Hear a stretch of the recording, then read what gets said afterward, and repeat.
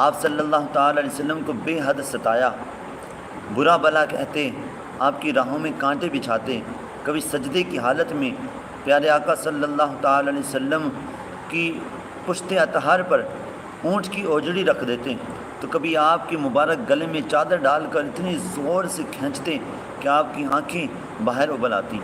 آپ صلی اللہ تعالیٰ علیہ وسلم دعوت اسلام کے لیے طائف تشریف لے گئے تو وہاں کے بھی کفار ناجہار نے گالیاں دیں، مذاق اڑایا اور پتھراؤ تک کیا، جس میں نازنین لہو لہان ہو گیا، نالین خون سے بھر گئے۔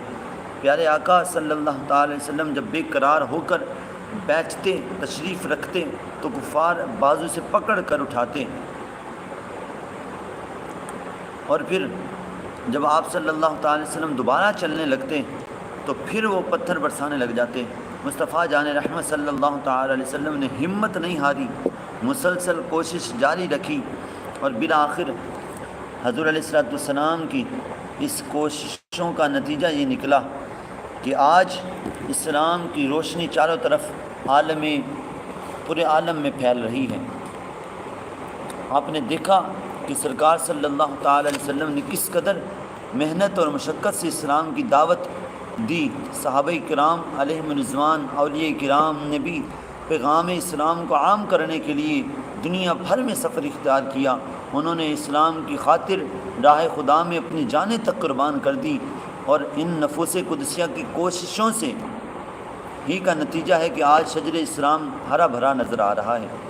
مسلمانوں کی 1400 سالہ تاریخ بتاتی ہے کہ ہم عزت و عظمت و شان والے تھے، اور عزت و عظمت کے تنہا مالک تھے، مگر آج جو مسلمانوں کی حالت زار ہمارے سامنے ہے، اس کی ایک وجہ یہ ہے کہ وہ مسلمان نمازی تھے، ہم بے نمازی ہیں۔ وہ سنت کے دیوانے تھے، ہم فیشن کے مستانے ہیں۔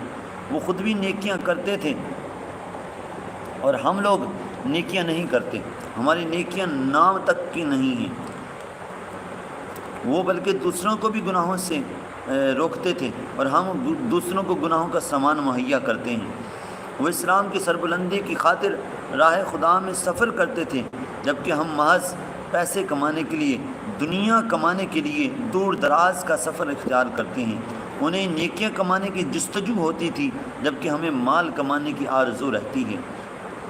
جو اسلام ہمیں صحابہ کرام، اولیاء کرام کے طریقہ کار پر چلنے کی تلقین کرتا ہے، جو صحابہ کرام، اولیاء کرام کی بے شمار قربانیوں کے بعد نصیب ہوا، افسوس، صد افسوس کہ اس کی ترقی، اس کی اشاعت کہ ہمیں بالکل پرواہ نہیں ہے۔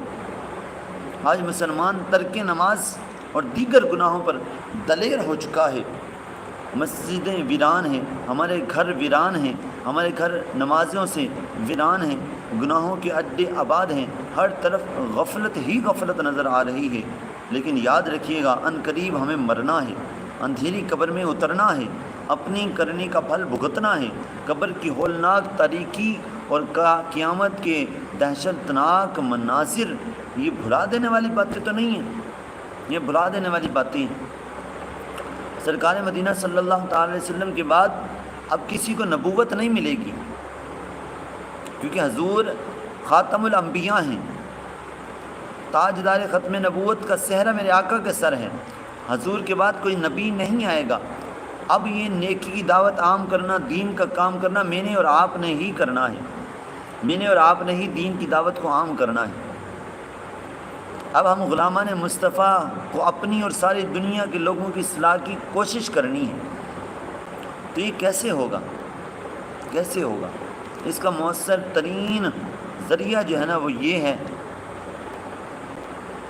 کہ ہم سفر اختیار کریں، جو ہمارے بھائی ہیں وہ قافلوں میں جائیں، دعوت اسلامی کے ساتھ اٹیچ ہو کر ان کے ساتھ قافلوں میں جائیں، اور جو ہماری بہنیں ہیں وہ اپنے گھر کے اندر دین کو نافذ کر دیں، اس کے لیے وقت، مال، جان سب کچھ قربان کر دیں۔ تکالیف پر صبر کرنا، یہ سب عظیم سنتیں ہیں۔ تو ہمیں کب جو ہے نا وہ اس کام پر ہمیں کرنا پڑے گا؟ تو پلیز خدارا دین کی طرف لوٹ آئیں۔ آپ جتنا بھی ادھر